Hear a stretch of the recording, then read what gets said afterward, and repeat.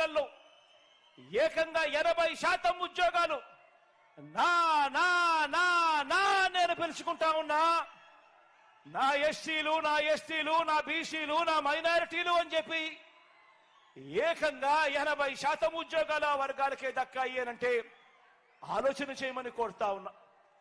నేను ఇక్కడే ఒక విషయం చెప్తా ఉన్నా. ప్రతి పేదవాడు బాగుండాలి, ప్రతి పేదవాడు కూడా బాగుండాలి. ఆర్థికంగా ఇబ్బందులు పడతా ఉన్న ఏ వర్గాలు ఉండకూడదు. అన్ని వర్గాలు రాజకీయంగా, ఆర్థికంగా, సామాజికంగా ఎదగాలి అని ప్రతి అడుగులోనూ మీ బిడ్డ తాపత్రయపడుతూ అడుగులు వేశాడు. ఇందులో భాగంగా ఏకంగా 2,70,000 కోట్ల రూపాయలు ఎప్పుడూ జరగని విధంగా ఈ 2,70,000 కోట్ల రూపాయలలో కూడా ఏకంగా 75% పైగా ఈ సామాజిక వర్గాలకే అందాయి.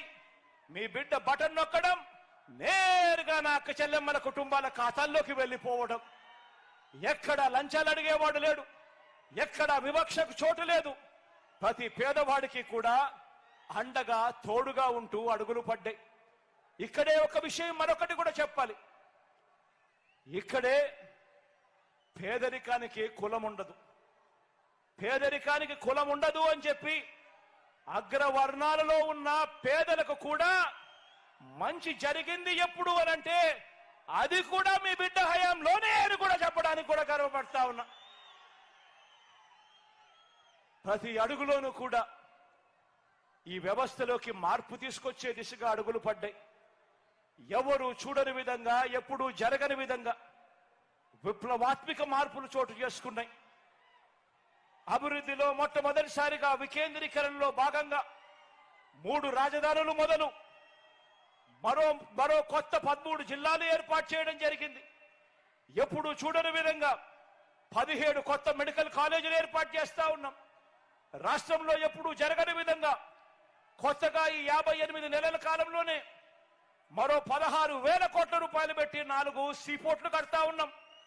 రాష్ట్రంలో ఎప్పుడు జరగని విధంగా 10 ఫిషింగ్ హార్బర్లు మరో 3,800 కోట్ల రూపాయలు ఖర్చు చేసి కడతా ఉన్నాం.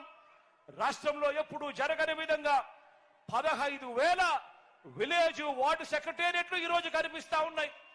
రాష్ట్రంలో ఎప్పుడు జరగని విధంగా 11,000 ఆర్బీకేలు ఈరోజు గ్రామ స్థాయిలో కనిపిస్తా ఉన్నాయి.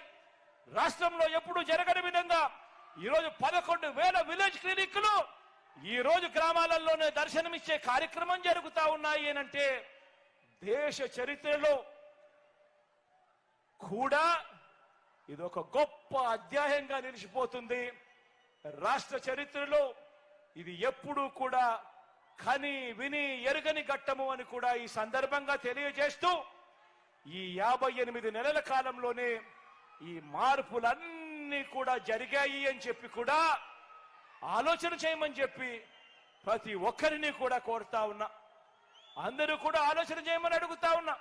మరి మీ బిడ్డ ఇన్ని చేయగలిగాడు, ప్రతి రూపం ప్రతి వ్యవస్థలోనూ మార్పు తీసుకొచ్చాడు. మీ బిడ్డ ఇన్ని చేయగలిగాడు.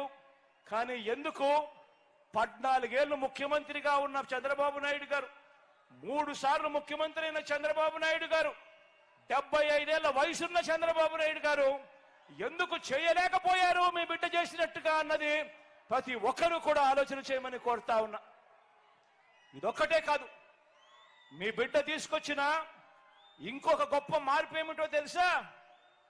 మీ బిడ్డ తీసుకొచ్చిన ఇంకో గొప్ప మార్పు